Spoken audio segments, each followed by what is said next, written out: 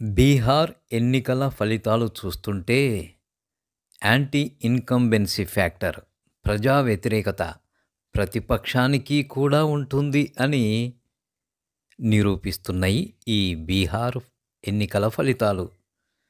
ఇంతకుముందు అధికార పక్షానికే anti incumbency ఉండేది. ఇప్పుడు ప్రతిపక్షానికి కూడా యాంటీ ఇన్కంబెన్సీ ఉన్నది అనుకోవాలి. దాదాపు 80 సీట్లు ప్రతిపక్షానికి తగ్గిపోయినాయి, అధికార పక్షానికి పెరిగినాయి. చిత్రంగా లేదు? మరి ఇది ప్రజా వ్యతిరేకతేనా లేక మరేదైనా మాయాజాలం జరిగిందా అని సందేహం అయితే రాక మానదు.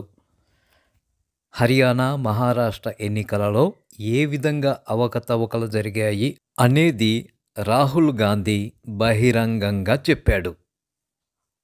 ఆయా రాష్ట్రాలలో ఆఖరి నిమిషములో ఓటింగ్ శాతం పెరిగిపోయింది, అనూహ్యంగా పెరిగిపోయింది.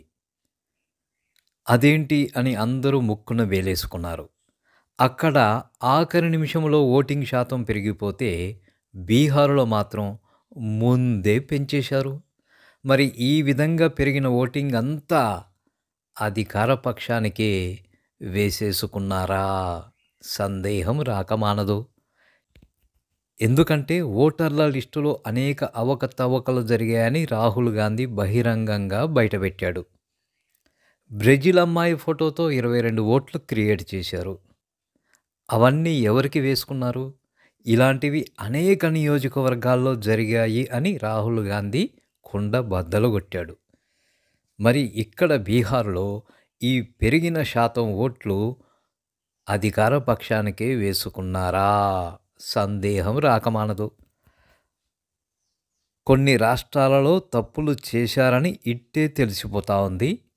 ఇక నిండా మునిగిన తర్వాత చలేముంది అని ఇక అన్ని రాష్ట్రాలలో బరి తెగించి ఈ విధంగానే చేస్తూ పోతూ అధికారంలో ఉంటారా? అధికారంలో ఉండాలని కోరుకుంటున్నారా? ఫలితాల రోజున దినమంతా తేజస్వి యాదవ్ ఓడిపోతున్నాడు అని ప్రచారం జరిగింది. మరి ఆఖరి నిమిషంలో ఎలా గెలిచాడు? అంటే ట్యాంపరింగ్ చేసిన బూతుల్లో వెనకబడి ట్యాంపరింగ్ చేయని బూతుల్లో గెలిచాడా? మొత్తం మీద బీహార్ ఫలితాలు ఏం చెబుతున్నాయి అంటే యాంటీ ఇన్కంబెన్సీ ఫ్యాక్టర్ ప్రతిపక్షానికి కూడా ఉంటుంది, ప్రజా వ్యతిరేకత ప్రతిపక్షానికి కూడా ఉంటుంది. ఇది కొత్తగా నిరూపితమైన పొలిటికల్ ఈక్వేషన్.